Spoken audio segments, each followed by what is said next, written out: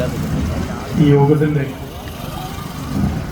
പ്രിയങ്കരിയായ അധ്യക്ഷ ഡിവൈഎഫ്ഐ ജില്ലാ കമ്മിറ്റി അംഗം സഖാവ് SR അഞ്ജു, ഈ യോഗത്തിൽ പങ്കെടുത്തുകൊണ്ടിരിക്കുന്ന പാർട്ടിയുടെ ഏരിയ കമ്മിറ്റി അംഗവും ലോക്കൽ കമ്മിറ്റി സെക്രട്ടറിയുമായിട്ടുള്ള പ്രിയപ്പെട്ട സഖാവ് വി ഷാജി, സഖാവ് രവീന്ദ്രൻ, ഡിവൈഎഫ്ഐയുടെ ബ്ലോക്ക് പ്രസിഡന്റ് സഖാവ് PG സമ്പത്ത്, ഡിവൈഎഫ്ഐയുടെ ബ്ലോക്ക് ട്രഷറർ സഖാവ് MB ലിജു, ഡിവൈഎഫ്ഐയുടെ ബ്ലോക്ക് വൈസ് പ്രസിഡന്റും ഈ മേഖലയിലെ സെക്രട്ടറിയുമായിട്ടുള്ള പ്രിയപ്പെട്ട സഖാവ് മനു, മറ്റ് പ്രിയപ്പെട്ട സഖാക്കളെ, ഏറെ സ്നേഹം നിറഞ്ഞ സഹപ്രവർത്തകരെ, നാട്ടുകാരെ, ഇന്നലെയും ഇന്നുമായി നേരത്തെ സ്വാഗത പ്രാസംഗികൻ സൂചിപ്പിച്ചതുപോലെ കേരളത്തിലെ 212 ബ്ലോക്ക് കേന്ദ്രങ്ങളിൽ ഡിവൈഎഫ്ഐയുടെ നേതൃത്വത്തിൽ ഇത്തരത്തിലൊരു പ്രതിഷേധ സദസ്സ് സംഘടിപ്പിക്കുകയാണ്. ഈ പ്രതിഷേധ സദസ്സ് സംഘടിപ്പിക്കാനുണ്ടായ ഒരു സാഹചര്യം, ജമാഅത്തെ ഇസ്ലാമിയുടെ നേതാവും മീഡിയ വൺ ചാനലിന്റെ പ്രധാനപ്പെട്ട ആളുമായിട്ടുള്ള സീതാവൂദ് ഒരു ചാനൽ ചർച്ചയുടെ ഭാഗമായി ഭഗത് സിംഗിനെ കുറിച്ച് നടത്തിയ ഒരു പരാമർശത്തെ സൂചിപ്പിച്ചാണ്. 1947 ഓഗസ്റ്റ് മാസം 15 ശേഷം മാത്രമാണ് ഭഗത് സിംഗ് രാജ്യസ്നേഹിയും രക്തസാക്ഷിയുമൊക്കെയായി മാറിയത്. അതിനു മുമ്പ് ഭഗത് സിംഗ് ഒരു തീവ്രവാദിയായിരുന്നു എന്ന നിലയിലാണ് അയാൾ അഭിപ്രായ പ്രകടനം നടത്തിയത്. പറയുന്നത് വളരെ പുച്ഛമായ ഭാഷയിലാണ്. ആരാ ഭഗത് സിംഗ്? നമുക്കറിയില്ലേ? ഓൻ കോടതിയിൽ ഒരു ബോംബെറിഞ്ഞവനാ, ജഡ്ജിയെ കൊല്ലാൻ നോക്കിയവനാ എന്നൊക്കെയാണ്. അങ്ങനെയാണോ ഭഗത് സിംഗിന്റെ ചരിത്രം ഇന്ത്യ പഠിച്ചത്? ആരായിരുന്നു ഭഗത് സിംഗ് ഇന്ത്യക്ക്? അന്ന് ആരായിരുന്നു? ഇന്ന് ആരാണ് ഭഗത് സിംഗ്? നമ്മളൊന്ന് ചരിത്രം പഠിച്ചു നോക്കണ്ടേ? ഭഗത് സിംഗിനോടൊപ്പം തന്നെ ഒരു 4 വയസ്സ് മാത്രം പ്രായവ്യത്യാസമുള്ള ഒരു മറ്റൊരു മനുഷ്യരുണ്ടല്ലോ, ഇതേ സി ദാവൂദിന്റെ തലതൊട്ടപ്പനായിട്ടുള്ള ആത്മീയ നേതാവ് അബുൽ അല മൗദൂദി. 2 സമകാലികരായിട്ടുള്ള മനുഷ്യർ. എന്തുകൊണ്ടൊരാൾ 947 ശേഷമെങ്കിലും ഇന്ന് നിങ്ങൾ പറയുന്ന നിലയിൽ ഈ രാജ്യത്തിന്റെ ഏറ്റവും പ്രധാനപ്പെട്ട രക്തസാക്ഷികളിൽ ഒരാളായി മാറി, അതേ സമകാലികരായി ഒരാളായി നിങ്ങൾ തന്നെ വലിയ ആത്മീയ നേതാവായി അംഗീകരിച്ചു പോയ ഒരു മനുഷ്യനെ കുറിച്ച് ആരും എന്തേ ചർച്ച ചെയ്യുന്നില്ല? ഇത് രണ്ടും നിങ്ങൾ പരിശോധിച്ചാൽ ജമാഅത്തെ ഇസ്ലാമിക്ക് തീരാവുന്ന പ്രശ്നമേ ഉള്ളൂ. അത് തിരിച്ചറിയണമെങ്കിൽ IPH വിട്ട് പുറത്തിറങ്ങി മറ്റു പല പ്രസാധകരും കൊണ്ട് ഈ രാജ്യത്തിന്റെ ചരിത്രത്തെ ആകെ വിശകലനം ചെയ്ത് ഈ രാജ്യത്തിന്റെ ചരിത്രത്തെ സത്യസന്ധമായി താഴോട്ട് പഠിപ്പിക്കാൻ വേണ്ടി രേഖകളാക്കി ഇറക്കി വെച്ച ഒരുപാട് പ്രസാധകരുണ്ട്. സി ദാവൂദ് അതൊന്ന് വായിച്ചു നോക്കിയാൽ മതി. അടച്ചാക്ഷേപിച്ച് പറഞ്ഞു പോകുമ്പോ ആരാണ് ഭഗത് സിംഗും ഭഗത് സിംഗിനോടൊപ്പം ഉണ്ടായിരുന്നവരും ആ മനുഷ്യരാകമാനം ഈ രാജ്യത്തിന് വേണ്ടിയും ഇന്ന് ഞാനും നിങ്ങളും ജീവിക്കുന്ന ഇന്ത്യക്ക് വേണ്ടിയും ഈ ജനങ്ങൾക്ക് വേണ്ടിയും എന്തൊക്കെ ത്യാഗം സഹിച്ചുവെന്ന്. ബോംബെറിഞ്ഞത് എവിടെയാ? എന്തിനാ ബോംബെറിഞ്ഞത്? കോടതിയിലെ ജഡ്ജിയെ കൊല്ലാനാണ്. ബ്രിട്ടീഷ് ഭരണകൂടം നിലനിന്നിരുന്ന ഇന്ത്യയിൽ പാർലമെന്റിനകത്തേക്ക് ബോംബ് വലിച്ചെറിഞ്ഞു. അത് ചരിത്രമാണ്, അതാരും നിഷേധിക്കുന്നില്ല, ചരിത്രമാണ്. ആ ബോംബ് വലിച്ചെറിഞ്ഞിട്ട് ഭഗത് സിംഗ് ഉൾപ്പെടെയുള്ള സഖാക്കൾക്ക് ഓടി രക്ഷപ്പെടാൻ സമയമുണ്ടായിരുന്നു. എന്തേ ഓടി രക്ഷപ്പെട്ടില്ല? ബോംബെറിഞ്ഞിട്ട് അവിടെ തന്നെ നിന്നു. അറസ്റ്റ് വരിക്കുക ചെയ്തത്. അറസ്റ്റ് വരിച്ചത് എന്തിനാ? ഞങ്ങൾ ഉയർത്തുന്ന മുദ്രാവാക്യത്തെ കുറിച്ച് ഈ നാടിന്റെ കോടതി മുറിക്കകത്ത് സംവാദം നടത്താനല്ലേ? ആ ഭഗത് സിംഗുമായി ബന്ധപ്പെട്ടുള്ള കേസിന്റെ ഓരോ വിചാരണ ദിവസവും ഈ രാജ്യത്തിലെ ചരിത്ര വിദ്യാർത്ഥികൾക്ക് ചരിത്രം പഠിക്കാൻ ഒരുപാടുള്ള ദിവസങ്ങളല്ലേ? തങ്ങളോട് ചോദിച്ച ഓരോ ചോദ്യത്തിനും ഈ രാജ്യം എന്ന വികാരത്തെ കുറിച്ച്, ഈ രാജ്യത്തിന്റെ സ്വാതന്ത്ര്യത്തെ കുറിച്ച് എന്ത് ഭംഗിയായിട്ടാണ് പറഞ്ഞു പോയത്. തീവ്രവാദിയായിരുന്നു. ഈ രാജ്യത്തിന്റെ സ്വാതന്ത്ര്യ സമരത്തിന്റെ മുഖത്തേക്ക് ഈ രാജ്യത്തിലെ ഒട്ടനവധിയായിട്ടുള്ള ആയിരക്കണക്കിന് 10,000-കണക്കിന് ചെറുപ്പക്കാരെ കൊണ്ടെത്തിക്കുന്നത് ഭഗത് സിംഗും ഉദ്ധം സിംഗും രാജ്ഗുരുവും ഉൾപ്പെടെയുള്ള ധീര രക്തസാക്ഷികളുടെ രക്തസാക്ഷിത്വമല്ലേ? ആ രക്തസാക്ഷിത്വത്തിൽ നിന്നല്ലേ ഇന്ന് ഈ കാണുന്ന ഇന്ത്യ തന്നെ രൂപം കൊണ്ടത്? 947 ശേഷം ഇന്ത്യയിൽ അധികാരത്തിൽ വന്നവർ ഈ രാജ്യത്തിന്റെ സ്വാതന്ത്ര്യ സമര ചരിത്രം എഴുതിയപ്പോൾ ആ സ്വാതന്ത്ര്യ സമര ചരിത്രം പഠിക്കുന്ന പുതിയ തലമുറ മനുഷ്യർക്ക് ചിലപ്പോൾ ആ ചരിത്രത്തെ കാണാൻ കഴിയുന്നത് ഈ രാജ്യത്ത് ഗാന്ധി വന്നതിന് ശേഷം ഇന്ത്യയിൽ സ്വാതന്ത്ര്യ സമരം ആരംഭിച്ചതെന്ന ഗാന്ധിയുടെ അഹിംസാവാദ സിദ്ധാന്തം മാത്രമാണ് ഈ രാജ്യത്തിന് സ്വാതന്ത്ര്യം നേടിക്കൊടുത്തതെന്ന എന്നാ ഇന്ത്യയിലേക്ക് ഗാന്ധി വന്നത്? ഈ രാജ്യത്തിന്റെ സ്വാതന്ത്ര്യ സമരം തുടങ്ങിയതെന്ന 947 തുടങ്ങി 947 എത്തിയതാണോ? 1857 ഈ രാജ്യത്തിന്റെ സ്വാതന്ത്ര്യ സമരം ആരംഭിച്ചത്. 90 വർഷക്കാലം ഈ രാജ്യത്തിനകത്ത് സ്വാതന്ത്ര്യ സമരം കത്തിജ്വലിച്ചു നിന്നു. ആ സ്വാതന്ത്ര്യ സമരത്തിന്റെ ഏറ്റവും ഒടുവിലത്തെ നാളുകൾ ഈ പറയുന്ന മനുഷ്യന്മാർ ഈ രാജ്യത്തിനു വേണ്ടി ചെറുപ്പക്കാർ തെരുവിലേക്ക് രക്തം കൊടുക്കാൻ, ജീവൻ കൊടുക്കാൻ ഇറങ്ങി വന്ന നാളുകൾ. ആ നാളുകളിൽ നിങ്ങളുടെ ആത്മീയ നേതാവ് ഈ ഇന്ത്യക്കകത്തുണ്ടായിരുന്നല്ലോ. എന്ത് മറിച്ചു ഈ രാജ്യത്ത്? രാജ്യം സ്വാതന്ത്ര്യം നേടി 7 പതിറ്റാണ്ട് കാലം പിന്നിട്ട് നിൽക്കുമ്പോ നമ്മളൊന്ന് പഠിച്ചു നോക്കണം. ഇന്ന് ഇന്ത്യയും ഇന്ത്യയുടെ ഇതര അയൽ രാജ്യങ്ങളുമായിട്ടുള്ള രാജ്യങ്ങൾ അഭിമുഖീകരിക്കുന്ന പ്രശ്നങ്ങളെക്കുറിച്ച്, ആ പ്രശ്നങ്ങളുടെ കാരണങ്ങളെക്കുറിച്ച്, ഇന്ത്യയിൽ നിന്ന് നമ്മൾ അഭിമുഖീകരിക്കുന്ന ഏറ്റവും വലിയ പ്രശ്നങ്ങളെക്കുറിച്ച് പഠിച്ചാൽ ആ പ്രശ്നങ്ങൾക്കെല്ലാം കാരണക്കാരായി നമുക്ക് മനസ്സിലാക്കാൻ കഴിയുന്ന 2 തൊപ്പിക്കാരാണ്. രണ്ട് തൊപ്പിക്കാർ. ആ 2 തൊപ്പിക്കാർ ഇന്ത്യയിൽ ജനിച്ചില്ലായിരുന്നെങ്കിൽ ചിലപ്പോ ഇന്ത്യ ഇത്ര കണ്ട് പ്രതിസന്ധികളിലൂടെ കടന്നു പോകില്ലായിരുന്നു. ഒരൊറ്റ വ്യത്യാസമേ ഉള്ളൂ ഈ 2 തൊപ്പിക്കാരും തമ്മിൽ. ഒരു തൊപ്പിക്കാരന് താടിയുണ്ട്, മറ്റൊരു തൊപ്പിക്കാരന് താടിയില്ല. താടിയില്ലാത്ത തൊപ്പിക്കാരന്റെ പേര് കേശവ ബൽറാം ഹെഡ്ഗേവാർ. അയാൾ RSS രൂപം കൊടുത്തു. താടിയുള്ള തൊപ്പിക്കാരന്റെ പേര് അബുൽ അല മൗദൂദി. അയാൾ ജമാഅത്തെ ഇസ്ലാമിക്ക് രൂപം കൊടുത്തു. ഇന്ത്യക്ക് ചുറ്റുപാടുള്ള രാജ്യങ്ങൾക്കകത്ത് മുസ്ലിം ചെറുപ്പക്കാരെ തീവ്രവാദത്തിലേക്ക് കടത്തിവിട്ടത് ആര്? ഒന്ന് പഠിച്ചു നോക്ക്. അത് അബുൽ അല മൗദൂദിയുടെ മതരാഷ്ട്രവാദത്തിലൂടെ മാത്രമാണ്. നമ്മളൊന്ന് നോക്കൂ, ഇന്ത്യയിൽ എവിടെയാ മത തീവ്രവാദം ആരംഭിക്കുന്നത്? മതന്യൂനപക്ഷത്തെ തീവ്രവാദികളായി കാണേണ്ടി വന്നത് എവിടെയാ? ലോകത്ത് അന്ന് വരെ ഇസ്ലാം ഒരു തലത്തിലും പഠിപ്പിക്കാത്ത ഒരു പുതിയ സിദ്ധാന്തം മൗദൂദിയുടെ വായിലൂടെ ഈ നാട്ടിലെ ജനങ്ങളെ, മുസൽമാന്മാരെ, ചെറുപ്പക്കാരെ പഠിപ്പിച്ചു. എന്താ? ഇസ്ലാമിക ഭരണകൂടമില്ലാത്ത രാജ്യത്തെ മതം അംഗീകരിക്കപ്പെടില്ല എന്ന്. ഏത് മതമായത് പഠിപ്പിച്ച മൗദൂദിയെ? ഇസ്ലാം എന്താ ചരിത്രം? ഇസ്ലാം പഠിപ്പിച്ചത് എന്താ?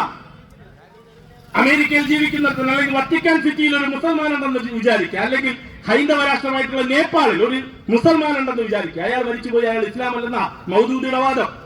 ഈ വാദം ഇന്ത്യയിലെ ചെറുപ്പക്കാരുടെ തലയിലേക്ക് കുത്തി നിറച്ചു കൊടുത്തപ്പോഴല്ലേ ഈ രാജ്യത്ത് ഇസ്ലാമിക ഭരണത്തിന് വേണ്ടി ആയുധമെടുത്തു തുടങ്ങിയത്? അതല്ലേ അടുത്തുള്ള രാജ്യങ്ങളിലേക്ക് കടന്നു ചെന്നത്? ഇന്ന് നാം അഭിമുഖീകരിക്കുന്ന തീവ്രവാദത്തിന്റെ ഒരു ഭാഗം, നേരത്തെ പറഞ്ഞതുപോലെ RSSന്റെ ഭാഗത്ത് ഹെഡ്ഗേവാറാണ് എങ്കിൽ മതന്യൂനപക്ഷ തീവ്രവാദത്തിന്റെ ഭാഗത്ത് മൗദൂദിയാണ് എന്നത് അടിവരയിട്ട് പറയേണ്ടി വരും. അത് മറച്ചു വെച്ചിട്ടാ സീതാവൂദ് ഇവിടെ ഭഗത് സിംഗിനെ കുറിച്ച് പറയുന്നേ. കുറച്ചു കാലം മുമ്പ് ചടയം ഗോവിന്ദനെ കുറിച്ച് പറഞ്ഞു. ഒന്നെടുത്ത് പരിശോധിച്ചു നോക്കിയാൽ ഈ രാജ്യത്തിനകത്ത് ഇന്ന് അഭിമുഖീകരിക്കുന്ന പ്രശ്നങ്ങളുടെ എല്ലാം കാരണക്കാരായിട്ടുള്ളവർ, ഈ ചെറുപ്പക്കാരെ തീവ്രവാദത്തിലേക്ക് കടത്തിവിട്ടവർ, അവർ ഈ രാജ്യത്തിന്റെ സ്വാതന്ത്ര്യ സമരത്തിനും സ്വാതന്ത്ര്യലബ്ധിക്ക് മുമ്പ് ബ്രിട്ടീഷ് ഗവൺമെന്റ് തീവ്രവാദി എന്ന് ആരെയൊക്കെ വിളിച്ചോ അവരെയൊക്കെ ഇന്ന് തീവ്രവാദി എന്ന് വിളിക്കാൻ സീതാവൂദിന് കഴിയുന്നുണ്ട് എങ്കിൽ ആ കഴിയുന്നതിന്റെ കാരണം ഈ രാജ്യത്തിനോടുള്ള അവരുടെ കടുത്ത വിയോജിപ്പ, ഈ രാജ്യത്തിന്റെ ഭരണകൂടത്തിനോടുള്ള കടുത്ത വിയോജിപ്പ.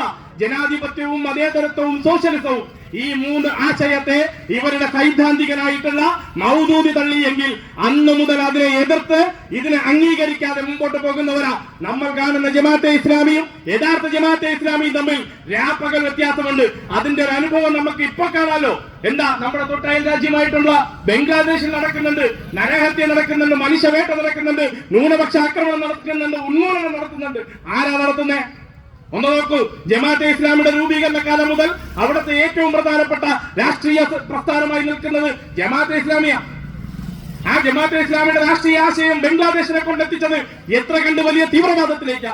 ഇന്ന് അവിടെ ഒരു അവസരം കിട്ടിയപ്പോ ആ രാജ്യത്തിലെ മതന്യൂനപക്ഷത്തിനെതിരായി കൊല്ലുവാൻ ഇറങ്ങിത്തിരിക്കുന്നവർ ജമാഅത്തെ ഇസ്ലാമിക്കാരല്ലേ? ഇതല്ലേ വസ്തുത? ഇതിനെ മറച്ചു പിടിച്ചല്ലേ ഇന്ത്യയിൽ മാത്രം, പ്രത്യേകിച്ച് കേരളത്തിൽ വരുമ്പോ ജമാഅത്തെ ഇസ്ലാമിക്ക് വേറെ രൂപ. ആരും കുഴപ്പക്കാരൊന്നുമില്ല, എല്ലാവരുമായി നല്ല ബന്ധം സ്ഥാപിക്കുന്ന മനുഷ്യരാണ്.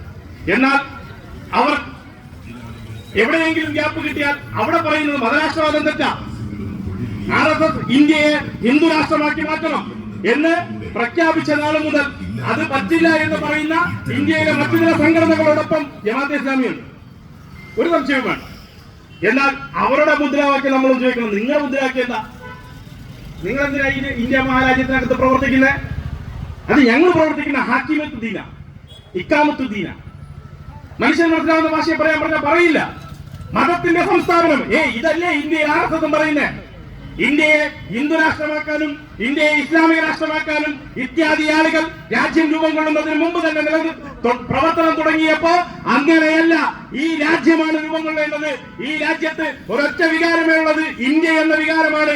ഈ രാജ്യത്തിലെ മനുഷ്യന്റെ ജീവിതത്തിൽ പ്രശ്നങ്ങളാണ് പരിഹാരം കണ്ടെത്തേണ്ടതെന്ന് പറഞ്ഞ് തെരുവിലേക്ക് ഇറങ്ങി തിരിച്ച ലക്ഷക്കണക്കിന് മനുഷ്യരുടെ ജീവത്യാഗത്തിലൂടെ രൂപം കൊണ്ട ഈ ഇന്ത്യയിൽ, ആ ജീവത്യാഗത്തിൽ എല്ലാ കാലത്തും ഇന്ത്യ സ്നേഹത്തോടുകൂടി ബഹുമാനത്തോടുകൂടി ഓർക്കുന്ന പേരാണ് ഷഹീദ് ഭഗത് സിംഗ്. ആ ഭഗത് സിംഗ് 1947 ശേഷം ഓഗസ്റ്റ് 15 ശേഷം മാത്രമാണ് രക്തസാക്ഷിയായത്, ദേശസ്നേഹിയായത് എന്ന് സി ദാവൂദ് പറയുമ്പോ, സി ദാവൂദ് നിങ്ങളൊന്ന് എടുത്തു നോക്കണം. നിങ്ങളുടെ രാഷ്ട്രീയ നേതാവ്, നിങ്ങളുടെ ആത്മീയാചാര്യൻ, ഇതേ സമകാലികനായിട്ടുള്ള മനുഷ്യൻ ഏത് രാജ്യത്തിനാ ഇങ്ങനെ ഒരു രാജ്യസ്നേഹി എന്നെങ്കിലും പറയാൻ കഴിയുന്നത്? ഇവിടെ ഇന്ന് നാം അഭിമുഖീകരിക്കുന്ന ഏറ്റവും വലിയ പ്രതിസന്ധികൾക്ക് കാരണക്കാരനായിട്ടുള്ള മനുഷ്യന്റെ ആശയത്തെ ഈ രാജ്യത്തേക്ക് അടിച്ചേൽപ്പിക്കാൻ നിങ്ങൾ ഇറങ്ങിത്തിരിക്കുമ്പോ അതിനെ ഈ നാട്ടിലെ മതേതരത്വം, ജനാധിപത്യവും വിശ്വസിക്കുകയും സംരക്ഷിക്കപ്പെടണമെന്ന് ആഗ്രഹിക്കുന്ന മനുഷ്യർ ചെറുക്കും. ആ ചെറുപ്പിനെ നിങ്ങൾ വിദ്വേഷത്തോടു കൂടി സമീപിച്ച് ഇങ്ങനെ പറഞ്ഞാക്ഷേപിച്ച് പോകാമെന്നാണ് എങ്കിൽ ഞങ്ങൾ ഇതാ ഇവിടെ അടിവരയിട്ട് പറയുന്നുണ്ട്, നല്ല ബോധ്യത്തോടു കൂടി പറയുന്നുണ്ട്. ഇനി എത്ര തന്നെ തലമുറകൾ താണ്ടി വന്നാലും ശരി, നിങ്ങളുടെ കൂട്ടത്തിൽ ഒരുത്തരും ഇങ്ങനെ ഷഹീദ് എന്ന പേരിലും ഇന്ത്യയിൽ അറിയപ്പെടാൻ പോകുന്നില്ല, രാജ്യസ്നേഹി എന്ന പേരിലും അറിയപ്പെടാൻ പോകുന്നില്ല. കാരണം നിങ്ങളെ രൂപപ്പെടുത്തി വെച്ചിരിക്കുന്നത് തന്നെ ഈ രാജ്യത്തിന് വിരുദ്ധമായിട്ടാണ്. മതരാഷ്ട്രവാദത്തെ ഉയർത്തിപ്പിടിക്കുന്ന ഏതൊരു പ്രസ്ഥാനത്തിനോടും സംഘടനയോടും സന്ധിയില്ലാത്ത സമരപ്രഖ്യാപനം നടത്തി കഴിഞ്ഞ 4 പതിറ്റാണ്ടിലേറെ കാലമായി ഈ ഇന്ത്യ മഹാരാജ്യത്തിനകത്ത് ഡിവൈഎഫ്ഐ ഉണ്ട് എങ്കിൽ ഞങ്ങൾ ഇനിയും പറയുന്നു, ഞങ്ങളിലെ അവസാന മനുഷ്യൻ പോകുന്നത് വരെയും ഈ നാടിനെ മതരാഷ്ട്രമാക്കി മാറ്റാൻ ഇനി ഏത് ദാവൂദ് വന്നാലും ശരി, ആ ദാവൂദിന്റെ രാഷ്ട്രീയത്തെ തെരുവിൽ ചോദ്യം ചെയ്ത് ഈ മനുഷ്യരുടെ മുന്നിൽ തുറന്നു കാണിച്ചു തന്നെ വിടും എന്ന് പറയാൻ കൂടിയാ ഇന്നലെയും ഇന്നുമായി ഈ 212 കേന്ദ്രങ്ങൾ ഞങ്ങൾ ബൈക്കെടുത്ത് വെച്ച് ഈ ആളുകളെ കൂട്ടിയത്. കാരണം ഈ ആളുകളുടെയൊക്കെ ഉള്ളിലിരിപ്പ് എന്താണെന്ന് നമ്മൾ അറിയണമല്ലോ. നല്ല വസ്ത്രവും ധരിച്ച് വളരെ സമാധാനത്തിൽ സംസാരിച്ച് തെരുവിലേക്ക് വരുന്നുണ്ടല്ലോ. ഇതേ ആശയം പേറിയ ഒരു സംഘടന പണ്ട് നിങ്ങൾക്കുണ്ടായിരുന്നു. ഇന്ന് ക്യാമ്പസുകളിലുണ്ട്. ഫ്രട്ടേണിറ്റി, SIO, GIO ഇതൊക്കെ പറയുന്നുണ്ട്. ഇതൊക്കെ പറയുമ്പോ ഇവർ പറയുന്നത് ഇതൊക്കെയല്ലേ സംഘടന. എന്നാൽ ഇതിനൊക്കെ മുമ്പ് ജമാഅത്തെ ഇസ്ലാമി ഇന്ത്യയിൽ മറ്റൊരു വിദ്യാർത്ഥി സംഘടനയ്ക്ക് രൂപം കൊടുത്തിരുന്നല്ലോ, students Islamic movement of India, SIMI. നമ്മളിൽ പലരും പല ഘട്ടത്തിലും പത്രങ്ങളിലും മറ്റുമൊക്കെ വായിച്ചു പോയതല്ലേ. എങ്ങനെയാ സിമി ഇന്ത്യയിൽ പ്രവർത്തിച്ചത്? സിമി ഇന്ത്യയിൽ പ്രവർത്തിച്ചത് നല്ല രീതിയിലാണ് പ്രവർത്തിച്ചത്. രാജ്യത്തിന്റെ വിവിധ ഭാഗങ്ങളിൽ ബോംബ് പൊട്ടിയപ്പോഴാണ് അറിഞ്ഞത് ഇങ്ങനെ ഒരു സംഘടനയുണ്ട് എന്ന്. ഇവരാണ് തെരുവിലിറങ്ങി നിന്നിട്ട് പറയുന്നത് ഇവര് ബോംബ് പൊട്ടിച്ചത് ഇന്ത്യയിലെ മനുഷ്യന്റെ നെഞ്ചിലാണ് എങ്കിൽ ഭഗത് സിംഗ് ബോംബ് പൊട്ടിച്ചത് ഈ ബ്രിട്ടീഷ് പാർലമെന്റിനകത്താണ്. ഇതിനെ രണ്ടിനെയും കൂട്ടിക്കെട്ടി എങ്ങനെ ഒന്നാക്കണ്ട സി ദാവൂദ് എങ്ങനെ നിങ്ങൾ ശ്രമിച്ചാലും ശരി, അത് എച്ച് കെട്ടിയാൽ മുഴച്ചു നിന്നിരിക്കും. കാരണം പകല് വ്യത്യാസമുണ്ട് ഇവ രണ്ടും തമ്മിൽ. ഭഗത് സിംഗിന്റെ ലക്ഷ്യവും നിങ്ങളുടെ ലക്ഷ്യവും തമ്മിൽ പകൽ വ്യത്യാസമുണ്ട്. അതുകൊണ്ട് തന്നെ നിങ്ങളുടെ ഭാഷയിൽ പറഞ്ഞാൽ എത്ര കലണ്ടറുകൾ മാറി മാറി മാറി വന്നാലും ശരി, നിങ്ങൾ ഈ രാജ്യത്തിനെതിരായ പക്ഷത്തും ഭഗത് സിംഗ് എത്ര നൂറ്റാണ്ടുകളുടെ കലണ്ടർ മാറിപ്പോയാലും അയാൾ ഈ രാജ്യത്തിന്റെ ഏറ്റവും പ്രിയങ്കരനായ രക്തസാക്ഷിയായി ഈ രാജ്യത്തിന്റെ സ്വാതന്ത്ര്യ സമര ലബ്ധിയുടെ പ്രധാന കാരണക്കാരിൽ ഒരാളായി എണ്ണിപ്പറയുന്ന പേരുകളിൽ ഒന്നായി നിലനിൽക്കുകയും ചെയ്യും. അതിനി എത്ര കാലം മുമ്പോട്ട് പോയാലും ശരി. ഇത് ഈ നാട്ടിലെ ജനങ്ങളെ വിളിച്ചിരുത്തി നിങ്ങൾക്ക് മറുപടി പറഞ്ഞു തുടങ്ങുന്നുണ്ട് ഞങ്ങൾ എന്ന് ഓർമ്മപ്പെടുത്താനാണ് വിളിച്ച്. നിങ്ങൾ ഇനിയും പറയും മറുപടി, ഇനിയും നിങ്ങൾ മൈക്ക് വെച്ച് പറയും എന്താണ് എന്ന്. അതിന് മറുപടി പറയാൻ കേരളത്തിന്റെ തെരുവോരങ്ങളിൽ ഡിവൈഎഫ്ഐ ഇറങ്ങും. നിങ്ങളെ ഓരോ കടുകുമണി അളവിലും നിങ്ങളെ അളന്നു മുറിച്ച് ഈ നാട്ടിലെ മനുഷ്യരോട് പരിചയപ്പെടുത്തി കൊടുക്കാൻ എന്താണ് ഇത് ഉയർത്തുന്ന വെല്ലുവിളിയെന്നും എന്താണ് ഇത് ഉയർത്തുന്ന ഭീകരതയെന്നും ഈ നാട്ടിലെ ജനങ്ങളോട് സംവദിക്കാനാണ് ഇന്ന് ഇങ്ങനെ ഒരു പരിപാടി പെട്ടെന്ന് സംഘടിപ്പിച്ചത്. ഈ പരിപാടി സംഘടിപ്പിക്കുമ്പോ ഈ നാട്ടിലെ ജനങ്ങളോട് സംവദിക്കാൻ കഴിയുന്ന രീതിയിൽ, പറയാൻ കഴിയുന്ന രീതിയിൽ പറഞ്ഞു പോവുക എന്നതുകൊണ്ടാണ് ഇങ്ങനെ ഒരു വിഷയത്തെക്കുറിച്ച് വളരെ ചുരുങ്ങിയ വാക്കിൽ പറഞ്ഞ് അവസാനിപ്പിക്കേണ്ടി വരുന്നത്. തീർച്ചയായും തുടർ ദിവസങ്ങളിൽ ഇതുമായി ബന്ധപ്പെട്ടുള്ള തുടർ ക്യാമ്പയിനുകൾ ഡിവൈഎഫ്ഐയുടെ നേതൃത്വത്തിൽ ഉണ്ടാകും. അന്ന് ഈ നാട്ടിലെ ജനങ്ങളോട് ഈ രാജ്യം അഭിമുഖീകരിക്കുന്ന 2 പ്രശ്നങ്ങളെക്കുറിച്ചും തുറന്ന സംവാദവുമായി ഡിവൈഎഫ്ഐ ഉണ്ടാകുമെന്ന് മാത്രം പറഞ്ഞുകൊണ്ട് ഈ പരിപാടിയിൽ പങ്കെടുത്ത മുഴുവൻ പേരുടെ അനുവാദത്തോടുകൂടി ഈ പ്രതിഷേധ സദസ്സ് ഔപചാരികതയുടെ പേരിൽ ഉദ്ഘാടനം ചെയ്ത് അറിയിച്ചു നടത്തുന്നു. പ്രിയപ്പെട്ടവരെ, അഭിവാദ്യം.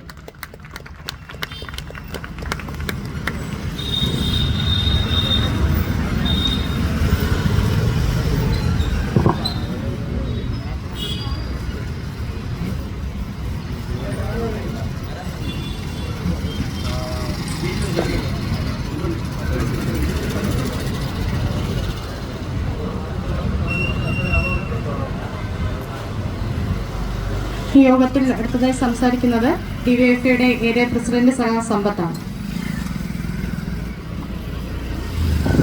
ഈ പ്രതിഷേധ സദസ്സിന്റെ അധ്യക്ഷൻ ഡിവൈഎഫ്ഐയുടെ ജില്ലാ കമ്മിറ്റി അംഗം സഖാവ് അഞ്ജു, ഉദ്ഘാടനം ചെയ്ത് സംസാരിച്ച ഡിവൈഎഫ്ഐയുടെ ബ്ലോക്ക് സെക്രട്ടറി സഖാവ് ആദർശ് ഖാൻ, പാർട്ടിയുടെ കമലേശ്വരം ലോക്കൽ കമ്മിറ്റി സെക്രട്ടറി സഖാവ് ഷാജി, ബ്ലോക്ക് ട്രഷറർ ലിജു, ഈ പ്രതിഷേധ സദസ്സിൽ പങ്കെടുത്തുകൊണ്ടിരിക്കുന്ന പ്രിയപ്പെട്ട ഡിവൈഎഫ്ഐ സഖാക്കളെ, സുഹൃത്തുക്കളെ, നാട്ടുകാരെ, ഉദ്ഘാടകൻ വിശദമായി തന്നെ ജമാഅത്തെ ഇസ്ലാമി ഈ വർത്തമാന കാലത്ത് നടത്തി വരുന്ന പ്രവണതകളെക്കുറിച്ചും അവരുടെ വർഗീയ അജണ്ടകളെക്കുറിച്ചും വളരെ വിശദമായി തന്നെ ഇവിടെ സൂചിപ്പിച്ചിട്ടുണ്ട്.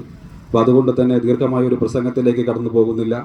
എന്നാലും മിലാൻ കുന്നേര എന്ന് പറയുന്ന സാഹിത്യകാരൻ്റെ ഒരു പ്രസക്തമായ വാചകമുണ്ട്: മറവികൾക്കെതിരെ ഓർമ്മകളുടെ സമരമാണ് രാഷ്ട്രീയം എന്നതാണത്. അതുകൊണ്ട് തന്നെ ഇത്തരം ഓർമ്മപ്പെടുത്തലുകൾ ഡിവൈഎഫ്ഐ വരും നാളുകളിലും നടത്തിക്കൊണ്ടിരിക്കും.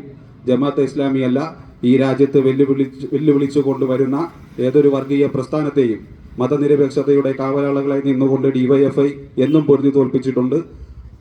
ഒരുപാട് കാലങ്ങൾക്ക് മുന്നേ തന്നെ കേരളത്തിലും ഇന്ത്യ രാജ്യത്തിലും വർഗീയത മനുഷ്യന്റെ മസ്തിഷ്കത്തിലേക്കും മനുഷ്യ മനസ്സുകളിലേക്കും മതവർഗീയതയുടെ വിഷവിത്തുകൾ പാകം ചെയ്തുകൊണ്ട് വർഗീയ സംഘടനകൾ രംഗത്ത് വരുമ്പോഴൊക്കെയും അവയെ പിന്മടക്കമില്ലാത്ത പോരാട്ടങ്ങൾ നടത്തിക്കൊണ്ട് ചെറുത്തു തോൽപ്പിച്ച പ്രസ്ഥാനമാണ് ഡിവൈഎഫ്ഐ എന്നുള്ളത് കൊണ്ട് തന്നെ വരും നാളുകളിലും അതിശക്തമായ സമര പോരാട്ടങ്ങളും വർഗീയതയ്ക്കെതിരെയുള്ള കാവലാളുകളായി നിൽക്കുന്നതിന് വേണ്ടി ചെറുപ്പക്കാരെ അണിനിരത്തും.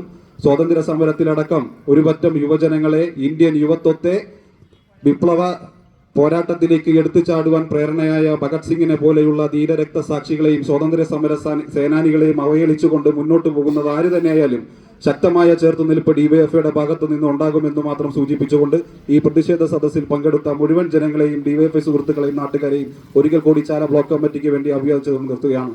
അഭിവാദ്യങ്ങൾ. ഈ യോഗത്തിന് നന്ദി പറയുന്നേ ഏരിയ കമ്മിറ്റിയുടെ ജോയിന്റ് സെക്രട്ടറിയായ സഖാവ് ഷാനി ക്ഷണിക്കുന്നു. ഈ പ്രതിഷേധ സംഗമത്തിന്റെ അധ്യക്ഷൻ ഡിവൈഎഫ്ഐയുടെ ജില്ലാ കമ്മിറ്റി അംഗം സഖാവ് അഞ്ജു, ഈ പ്രതിഷേധ സംഗമത്തിന് ഉദ്ഘാടനം നിർവഹിച്ച് സംസാരിച്ച ഡിവൈഎഫ്ഐയുടെ ചാല ബ്ലോക്ക് കമ്മിറ്റിയുടെ സെക്രട്ടറി സഖാവ് ആദർശ് ഖാൻ, ഇതിൻ്റെ ഭാഗമായ ഡിവൈഎഫ്ഐ ചാല ബ്ലോക്ക് കമ്മിറ്റിയുടെ പ്രസിഡന്റ് സഖാവ് സമ്പത്ത്, ചാല ബ്ലോക്ക് കമ്മിറ്റിയുടെ ട്രഷറർ സഖാവ് എം പി ലിജു, ഈ പ്രതിഷേധ സംഗമത്തിന് എല്ലാവരുടെ പിന്തുണയുമായി നമ്മുടെ ഒപ്പം നിന്ന ഈ DYFI Kamaleswaram local committee, Kamaleswaram മേഖലാ കമ്മിറ്റി സെക്രട്ടറി സഖാവ് മനു, പുരോഗമന പ്രസ്ഥാനത്തിൻ്റെ കമലേശ്വരം ലോക്കൽ കമ്മിറ്റി സെക്രട്ടറി സഖാവ് ഷാജി തുടങ്ങി ഈ പ്രതിഷേധ സംഗമത്തിൻ്റെ ഭാഗമായ ഡിവൈഎഫ്ഐയുടെ ചാല ബ്ലോക്ക് കമ്മിറ്റി അംഗങ്ങൾ, മേഖലാ കമ്മിറ്റി അംഗങ്ങൾ, മേഖലാ ഭാരവാഹികൾ, യൂണിറ്റ് സെക്രട്ടറി പ്രസിഡന്റുമാർ, യൂണിറ്റ് കമ്മിറ്റി അംഗങ്ങൾ തുടങ്ങി ഈ പ്രതിഷേധ സംഗമത്തിൻ്റെ ഭാഗമാവാൻ ഇവിടെ അണിനിരുന്ന മുഴുവൻ നല്ലവരായ നാട്ടുകാരെ ഒറ്റവാക്കിൽ നന്ദി അറിയിച്ചുകൊണ്ട് നിർത്തുന്നു. നന്ദി.